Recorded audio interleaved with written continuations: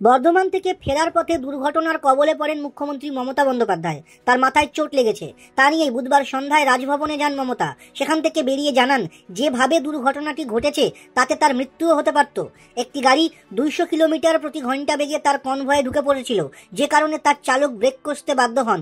এখনও মাথা টনটন করছে বলে জানান মমতা। রাজভবন থেকে বেরিয়ে মমতা জানিয়েছেন, রাজ্যপালের সঙ্গে তার সদর্থক বৈঠক হয়েছে। তারপরেই তাকে দুর্ঘটনা সংক্রান্ত প্রশ্ন করা হয়। মমতার মাথায় ছোট ব্যান্ডেজ বাধা ছিল। তিনি বলেন, একটা গাড়ি আমার গাড়ির সামনে আচমকা চলে আসে। 200 কিলোমিটার বেগে ওই গাড়িটা যাচ্ছিল। আমার গাড়ি গলি দিয়ে বেরোচ্ছিল।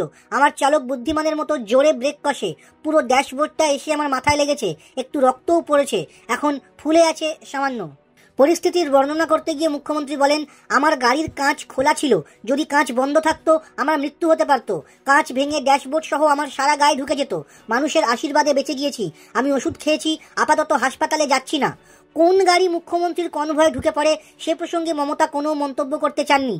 বলেন, অনেক সময় অনেকে অন্য কারো গাড়ি ব্যবহার করে। সে বিষয়টি পুলিশ তদন্ত করে দেখুক। আইনের হাতে ছেড়ে দিচ্ছি। এটা নিয়ে আমি কোনো মন্তব্য করতে চাই না। পূর্ব বর্ধমানের পুলিশ সুপার আমানদীপ বলেন, কোন গাড়ি মুখ্যমন্ত্রীর কনভয়ে ঢুকে পড়েছে আমরা তদন্ত করে দেখছি।